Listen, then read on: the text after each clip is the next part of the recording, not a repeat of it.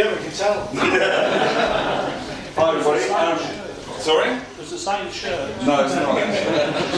There was another picture that I was going to use that did have the same shirt. Hi, my name is Chris Sanders. I don't read the news in England. It's quite what the video said. And I'm a credit management billing consultant, as it says. I do a lot of work for the Institute of Credit Management.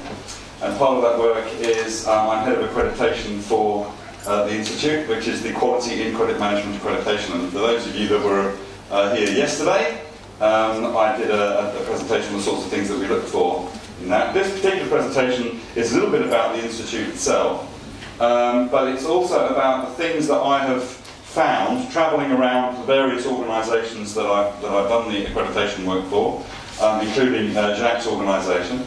And I thought I would share some of the good stuff that they do as ideas for you in the future.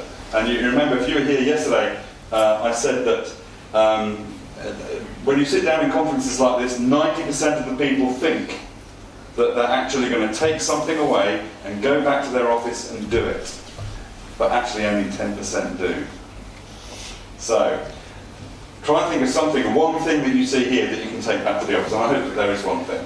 So we're going to talk a bit about the Institute, a bit about the QiCM best practice examples. These are similar to the sort of things that Brian's going to talk about. It's people, process and systems, or PPP, people, process and platforms, whatever you want to call it. We also have several QiCM events throughout the year. There's another one coming up, and if any of you are in the UK, you're very welcome to come along to that. Okay, so the Institute of Credit Management. Heard a lot about that today, and there are a number of there's two senior officers of the Institute here, not least Glenn and Philip. It is the largest in Europe, second largest in the world for an institute, a professional institute, founded in 1939, as I said, and there's somewhere in the region of about approximately 8,000 members internationally and in the UK. So it's not a small organisation, and of course with organisations such as this, it is across every single industry, and that's what makes it, and what makes my job really interesting as working with the Institute, because I sit down and meet with every single type of different industry. Every time I go somewhere, it's something that's slightly different, and I learn something every time, which is fantastic for me in the job that I do. It's an independent charitable trust, and it represents the credit management profession.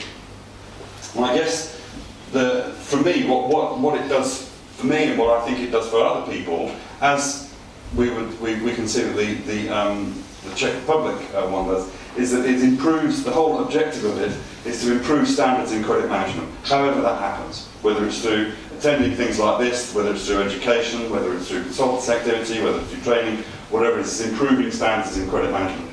And through QiCM, what we're trying to do with that is to get people to share that knowledge and experience and understanding so that more people can understand it and get better at it. So QiCM, just briefly about this, we spoke about it yesterday.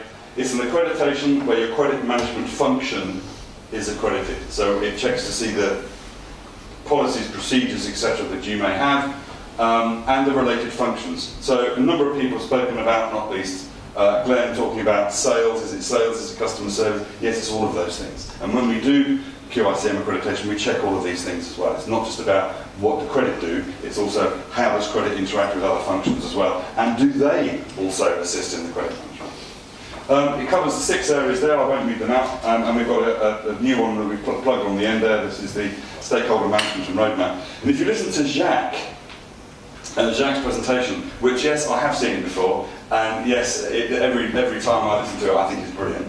And the logo, I thought the old one was better, personally. But what Jacques did, and what a fundamental part of the whole of what Jacques did, is stakeholder management. Yeah? And that roadmap. He knew where he wanted to go, and he got everybody on board with him. Now, the stakeholders that he had, of course, were his team, and everybody else in the organisation that said, no, you can't do this. And when we spoke yesterday, we spoke about stakeholder management, and we spoke about roadmap, and we spoke about credit management taking the lead, and there were some people in the audience that said things like, yeah, but if you don't get the support from upstairs, then it's going to be really hard, and you can't do these things. Well, actually you can, because Jacques did it. right? In an organisation like Shell, him and his team, it's an unbelievably politically charged organisation. Unbelievably politically charged. You can't move without something being told that you can't do it, or you're not allowed to do this. If you look at for example, the picture that he showed at the beginning of his presentation, and the EU Hunt for Cash logo and stuff like that, the brand police in Shell said that you can't use that. You're not allowed to do that. Even just putting a logo on a slide, you weren't allowed to do. So what Jacques did was exactly that by stakeholder management and roadmaps. He built that, and that's how he drove it. And ignored the police, exactly. But because the thing is with that, and like with all good stakeholder management, you get the people on side that you can get on side first. If you can't get everybody on side, you ignore them. And after a while, they start to come on board when they realise what they're missing. And that's what Jacques did. So QiCM accredited companies, about 25 of them. It lasts for about 2 years. And the reason why you renew QiCM is a little bit like Jacques, as we said yesterday. You had a lot of people in the UK. 2 years later, he had 3. Yeah? So organisations change. And by the way, the question that was asked, was it a consultant or was it an industry? That, I think it was you guys, wasn't it? Whether it was an industry that created offshoring, it was actually industry. It wasn't consultants. What happened was, as usual, consultants jumped on the bandwagon. Like me, right? And we jump on the bandwagon and say, oh, that's a good idea, we'll use that, we'll steal it and say it's ours. Right? That's what consultants do. They never really come up with an original idea, or somebody else's.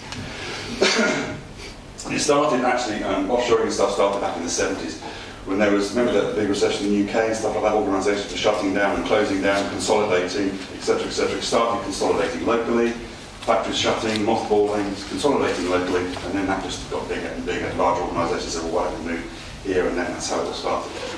And consultants got the bang. Okay, so what I'm going to share with you now are some stuff from all of the various QiCM accredited companies, and Shell and Jacques is one QiCM accredited company. And this is something that Jacques alluded to when he was doing his presentation.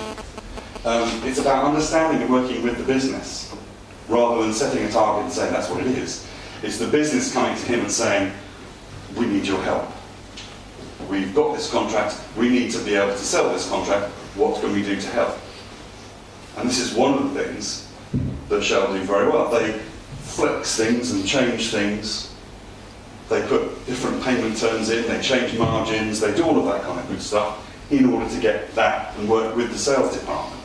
And what's happened in Shell's credit function, when we first worked in Shell, this was 2006, when we first worked in Shell, the view and perception of credit was a very, very different one than it is now.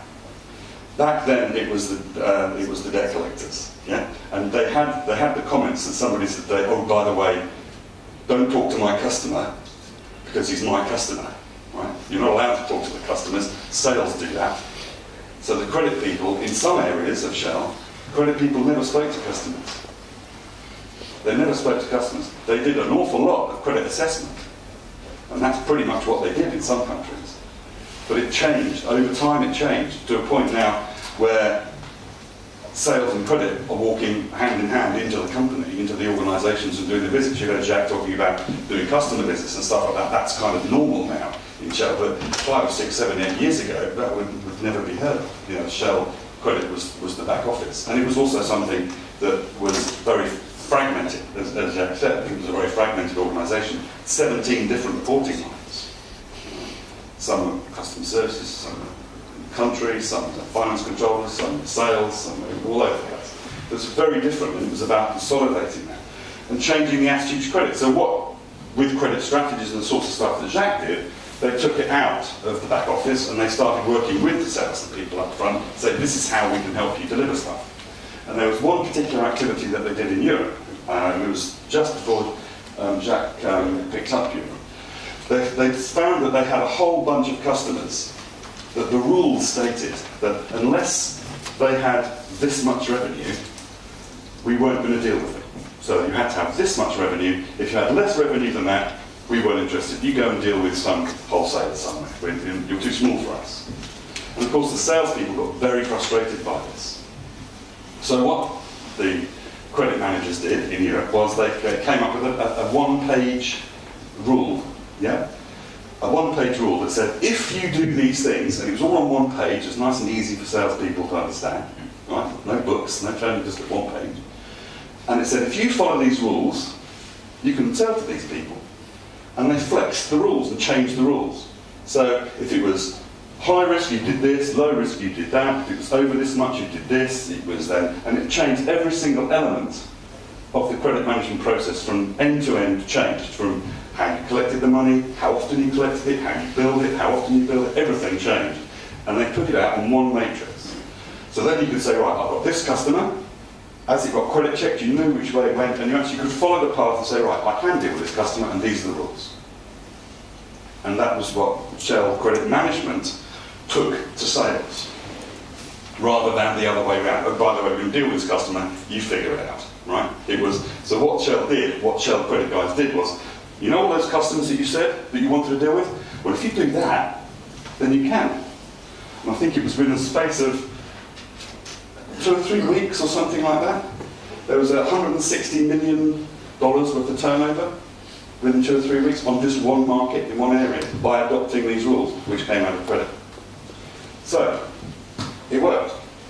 And this is the other sorts of stuff. Understanding what the levers are, working with tolerance levels, acceptable levels of DSO.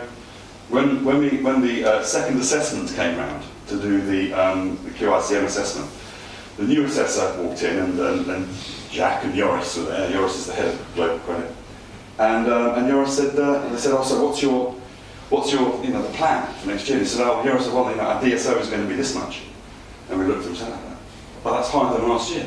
Well, yes, because if we do this, we make more money. The DSO was higher, but they worked it out. They actually made more money if they did that.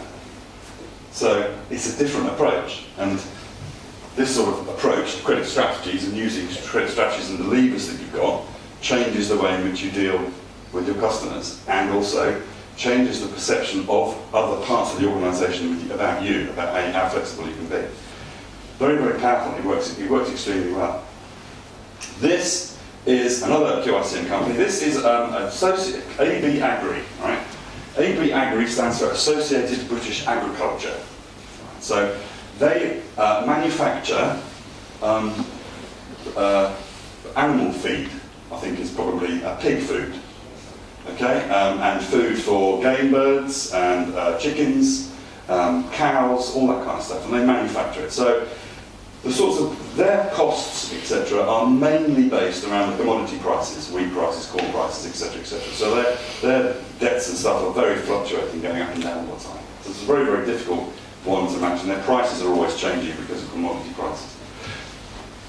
So, and this is Frank Anderson's idea. This is the simplest idea I think I've ever come across, but it is brilliant. It's brilliant because it's so simple, and anybody can do it, right? If I can do it, trust me. Anybody in this room can do it. And as a consultant, he was a consultant, Frank was, and he'd been working in a few organisations. He ended up in AB Agri, and he's been there for a while now. And as another consultant, I told him when I first saw this 2 years ago that I would steal this idea, and I did. And I've been using it with other clients, but to be fair, I have actually said it's Frank's idea. But this is now in the public domain, so I probably can't use it now. But what he does is he got annoyed and a bit upset that every month the sales guy would be sitting in the credit in the finance meeting. He'd be sitting there, all happy and everything else. Customer service would be sitting there all very happy, and the finance director would be beating Frank up because his DSO had gone up by 5 days. It's your fault. You're the credit manager. What are you doing about it? Okay. So Frank thought, well, this is not on. Okay, I'm not going to keep putting up with this. So he used this as an example, and he presented this at the QiCM conference because I asked him to, because I thought it was so good. Very simple.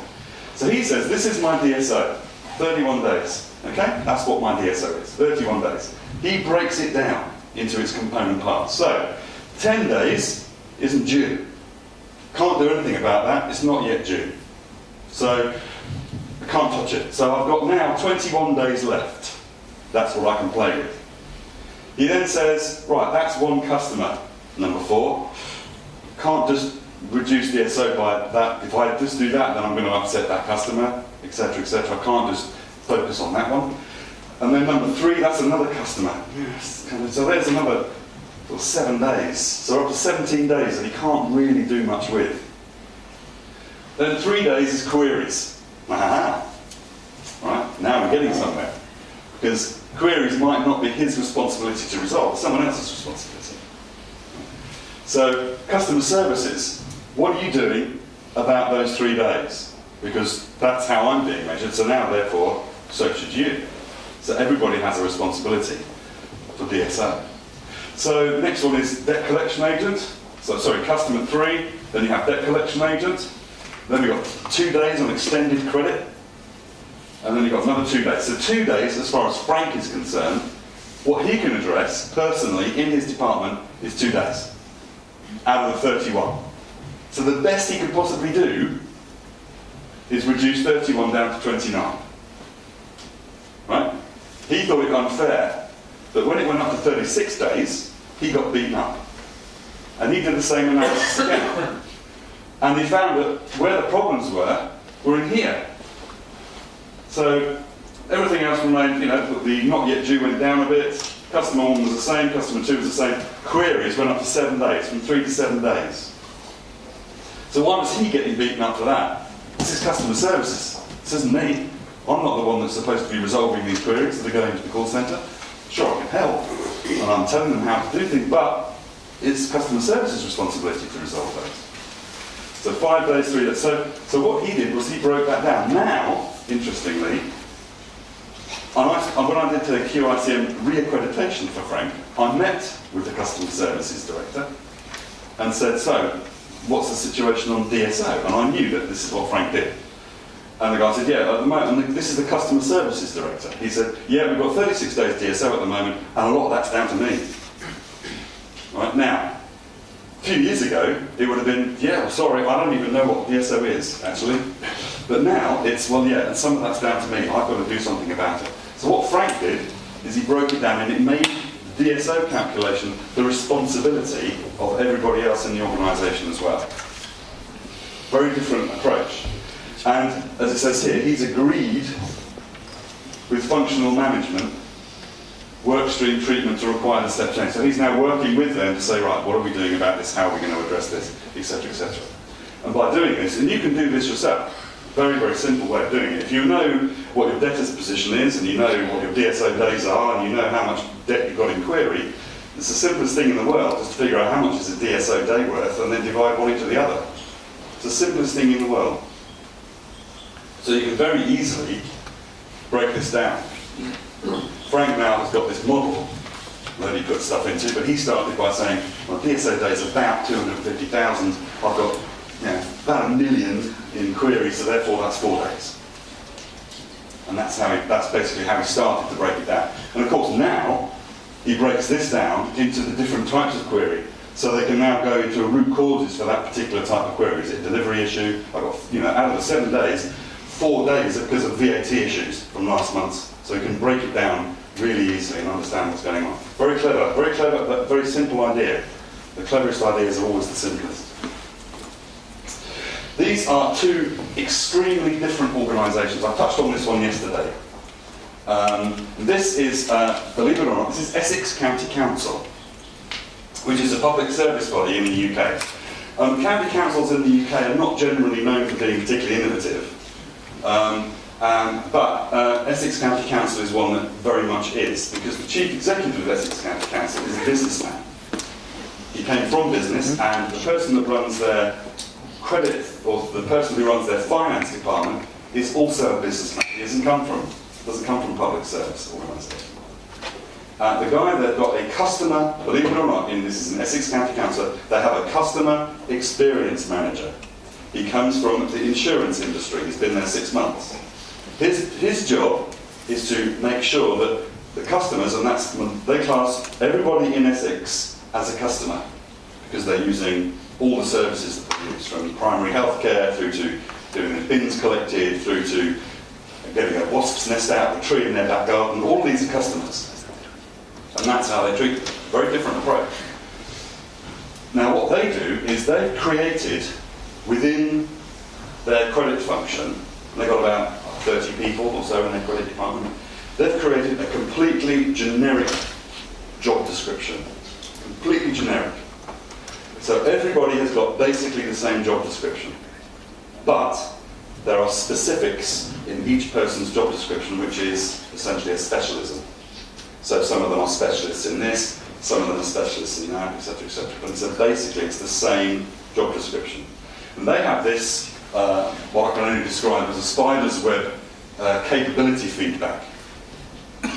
And what this is they map against a series, a metrics, a series, everything for that particular job. So this is for a guy called Dan, right? And he works in customer services. This is his capability feedback form. And they do this every year. In there, it's got what the expectation of the council is for that job. Okay? So that's the first matrix on there. Then Dan, who's the credit controller, has to map against that what he believes his capability is. Right? Not what the manager thinks, what he thinks it is. So am I this good, am I that good? Do I do this well, do I do that well? And there's a list of things here. These are all the various things. So this is supporting other people, team working, etc., etc. And then it goes to the manager, and the manager then maps on there. But the manager can't see what Dan's put. He knows what the requirement is, but he hasn't seen what Dan's put. And then, when they print the thing out, it all comes out together. And the manager and Dan sit down together and go through it. And then that then determines Dan's performance development program for next year. What do he need to do to get better? And it's interesting. Normally, the staff will downgrade themselves or give themselves lower marks than their managers do, because they don't think, well, actually, I could do a bit more like that. And the manager thinks, oh, he's really good at that. It's very interesting. When I go to lots of different companies, you can sit down and listen to what the manager says. Oh, yes, we do this, and yes, it's absolutely right, and this is how we do it, and this is the process, and that's how we do it. Go and talk to Nellie over there. She'll tell you what we do. You go and sit next to Nellie, and she says to you, he doesn't know what he's talking about. This is how we do it. Right? And that happens so many times. So many times. But this is really good. This is Essex County Council's capability feedback form. And I thought it was great. It's the best one I've seen so far, actually. I've done quite a lot of things. This is a game. And it was developed, it's a credit management game, actually.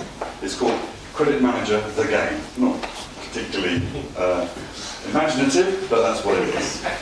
And it was invented and developed by two credit controllers in EDF Energy. A guy called Gordon Cook and Ben Sutton. And I spotted this about 2 years ago, and it was before, this is when marketing got hold of it, right? Before then it was just little bits of paper. And they developed this game. They said, what do you think? It was part of the QiCM assessment, and they said, we want to show you something. What do you think? And they took me through this thing, and I thought, wow, this is amazing. It's, again, a really, really simple game. Very simple game. You have a list of customers, you're to determine, based on the information they're given, where you put those customers. Very simple, very simple. And it's great for actually figuring out whether your staff actually know what they're doing. Because you can test them because you've got the results. Well, they put that customer in there. Why did he put that customer in there? They're going bust. Look, when we did the newspaper article, it came out and they go bust. Why did we do this? So you have to do certain things. You have to request things. You know, these are vouchers here. These are sort of like credit cards. It's like Monopoly, right? And you ask for, I want a credit check. I want a credit check on that customer. And you hand a credit check sort of thing. And that's how it works. And as you can see, marketing got hold of it and made it all very posh. And this is now offered by the UK Institute. And organisations actually run this game for, and it lasts about 2 hours. And you can do probably 24 people maximum. So you've got a biggish department. They'll run this game. And it's brilliant, absolutely brilliant. And it's invented by two guys in the credit control department at EDF Energy. Very good, very brilliant, very easy, simple game. And they use it for training. And they've also taken it to their salespeople. So they put their salespeople through it, and their directors. although it took a long time to get the directors to do it. I think the directors were a little bit reluctant, thinking, God, I'm going to look like a right idiot if I screw this up. So it took them a long time to get them to do it, but they did do it in the end.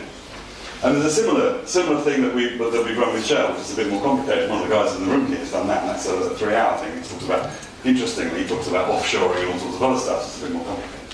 But this is a similar sort of thing. But this is for credit control level. Very, very useful games.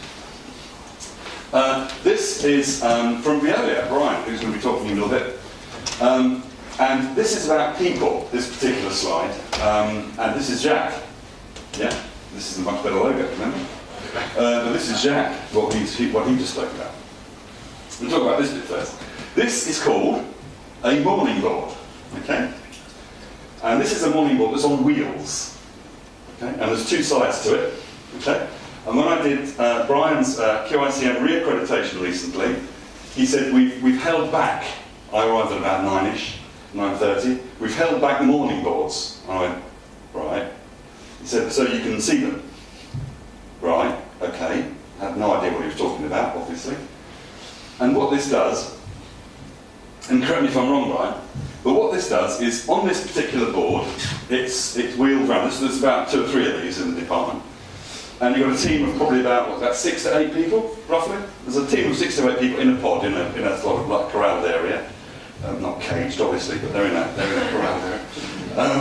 And Brian standing there.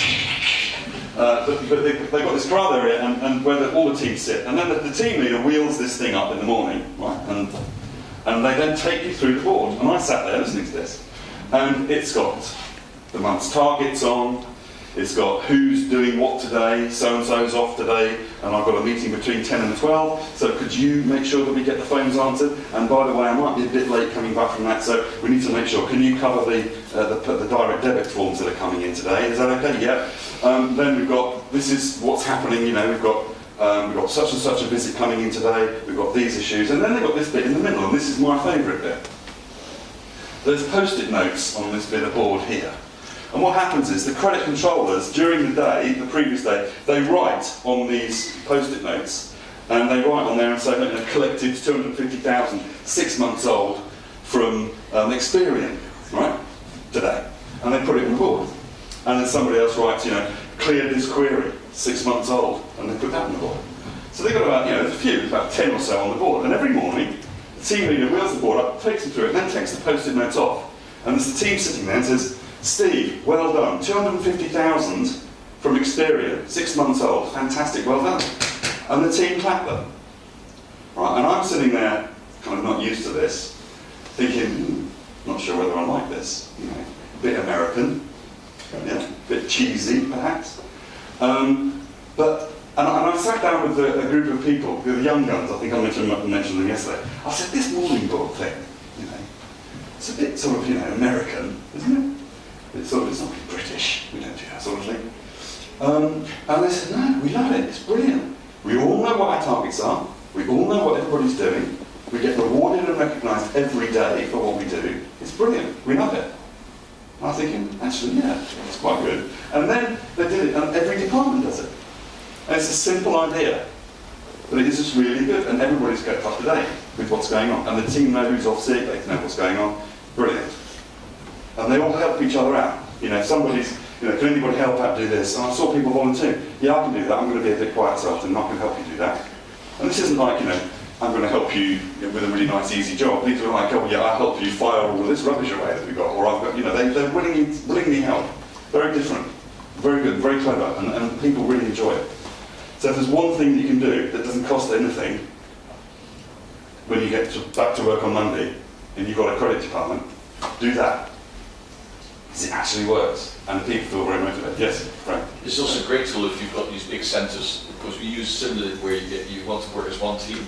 To make sure that you say for the UK you've got them in wherever it is in a which location or to have a similar board, yeah. And extend it. You have the ways of working, which is a similar thing. That's where you can add the issues or whatever, continuous improvement stuff. Because to Shell do this, but they do it on the internet through screen sharing and stuff. So the team in the UK, for example, will share a similar screen with people in Manila. every morning and say, this is what we're doing, this is what we are, this is what time size, what happened yesterday, etc., etc. There's a way of optimising, as we spoke at the end of that conversation, optimising the offshoring arrangement you have. And that Shell call it the ways of working. Wow project. This is the team working for achievement. Jack spoke very much about that, and much more eloquently than I could. This is the EU hunt for cash type of idea. And I kind of mentioned it yesterday, where you set an unachievable target and you fail spectacularly. And we do that as part of the QiCM workshop process now, to relaunch credit. Except Jacques took it, I guess, to the next level. When we started doing the EU hunt for cash, it was only supposed to last for a year.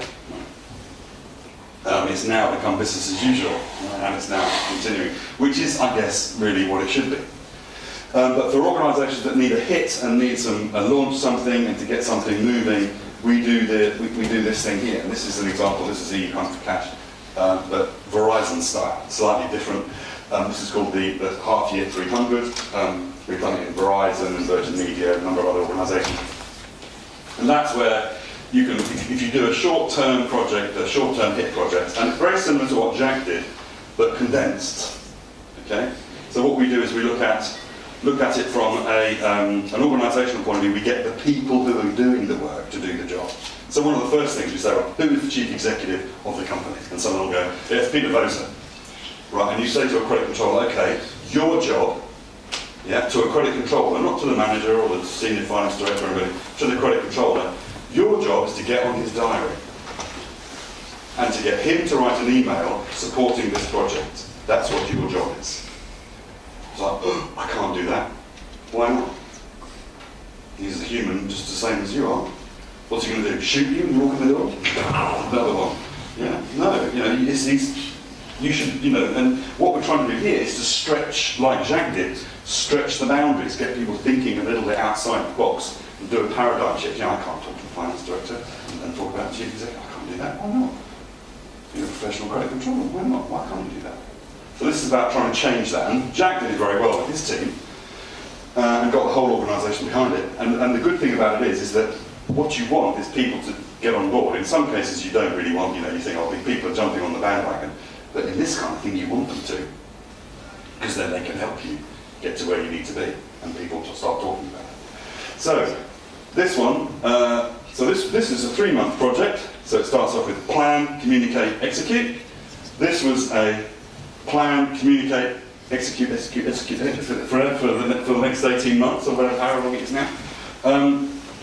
And now, of course, it's now 200 million. So it's moved on, and I'm sure it'll be 220 million, 250 million, it'll keep growing, I'm sure, but it'll never stop. So it can be short-term or long-term, and it's a cross-functional working. This isn't just about credit controllers going out there and doing it, it's about getting customer services involved and the full cash process. And that's something that Jack and his team did very well, and other organisations do as well. This is the same slide that Jack put up earlier, but this was the earlier version. Okay, without Jack's bit at the bottom. So this is the roadmap, and this is probably the simplest roadmap that I've seen, but it is the easiest to understand. I kind of spoke about it yesterday. There was the fragmented credit management, it was down here, and where we wanted to get to was professional, customer-focused credit management. And what were the steps to get there? They were organisational alignment, etc., all the things you saw in Jack's thing. Differentiators and enablers.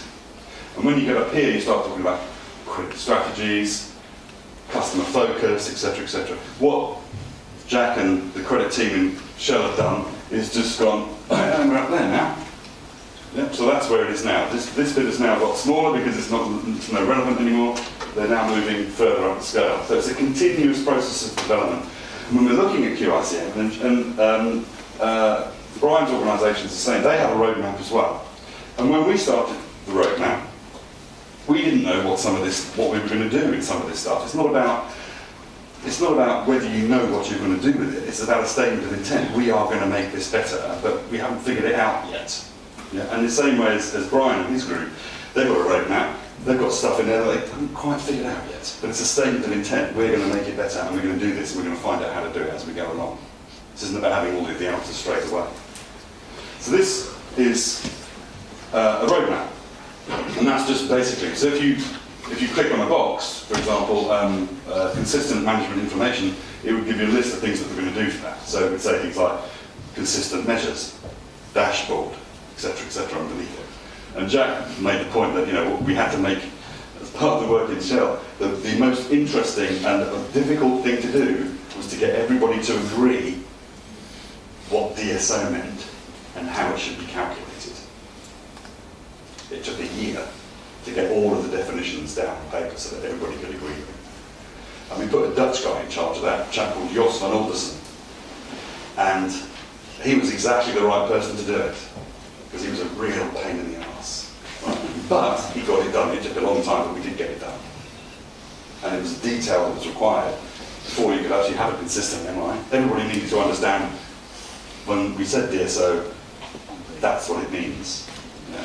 So you have stuff that sits underneath that, but a basic something like that that says, this is where we are, this is where we're going to go, and these are some of the steps we're going to take to get there. And that's continuous improvement.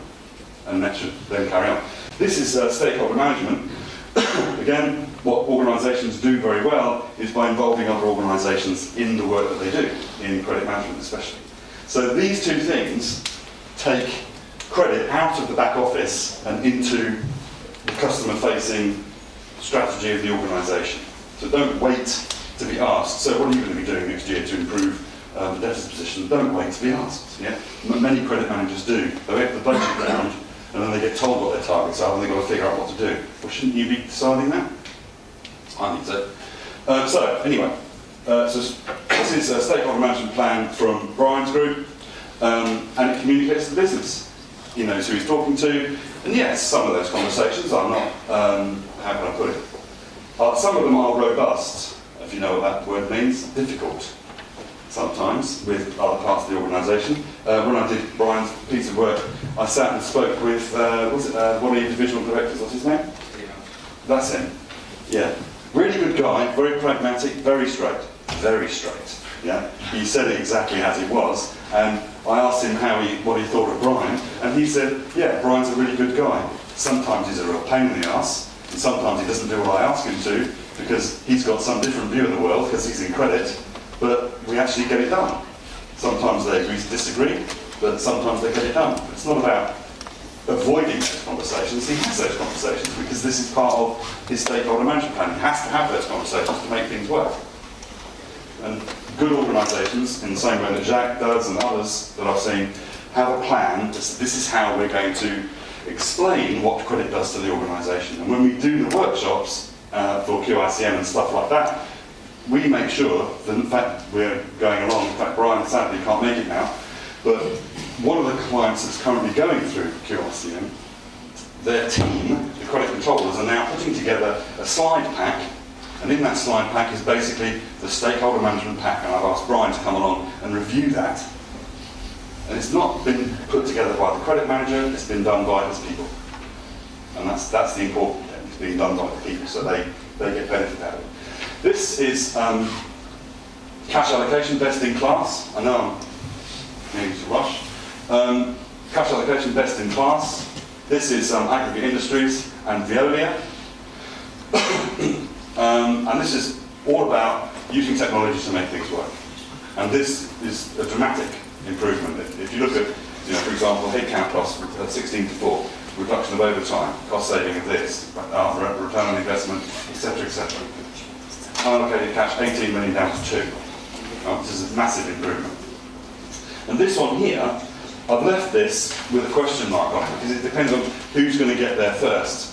And this is dialers in the cloud. We spoke about a little bit about predictive dialers and stuff like that. The issue with predictive dialers is that they're hideously expensive. Right? They're about £5,000 per seat. You have to have about 12 people. There's all sorts of costs on top of that. You have to have about 12 people running the dialer constantly. Right? You need to keep filling the dialer up with people to make sure that it pays. But now you can do all of this without actually having to buy the kit. It's all done in the cloud. You upload your list of debtors, an Excel spreadsheet, to this organisation. Your credit controllers then go in, and it's linked to your phone system, your credit controllers go in and sit there and it does the dialing for them. It's a predictive dialer, but it's not yours, it's sitting somewhere up there. And it's done through the web. So you have a login and password and you're on. And you don't pay for the, what you don't pay for is the box to sit in the corner that never gets used or gets used 2 hours a day. What you pay for is each time you make a call, it charges you a couple of pence. And that's how the dialer in the cloud gets their money. And this is stuff that was at the DCA conference in the UK, in Warwick, not that long ago. And there was a couple of companies that were offering this. And I put a predictive dialer in to Mercury Communications, as it was many years ago. It's the first collections dialer in the UK used for collections, and it was hideously expensive. And we had lots and lots of customers and lots of debt, so we needed to do something. But we paid off 300% improvement in call productivity, because you don't get engaged tones, you don't get no answers, you don't get the busy signal, you don't get answer phones or anything like that. 300% productivity in customer contact. So, this is one of the events that we've got. It's in January, if you're around. Haydup is near Liverpool, if you're around. There's also an Institute magazine as well. And this is where we share best practice with other organisations that come along to these events. This is Amir Foods, one of the QiCM accredited companies, and very different from Shell. So Shell is accredited, 1,000 credit controllers, whatever it is. Large organisation. This is Amir Foods. They have 3 people in credit. Very different organisation. But what they do is exceptionally good for customer services. Their customer service approach is exceptional. So that's one of the events that we've got coming up next year. Okay, that's me. A few ideas on best practice. Thank you very much.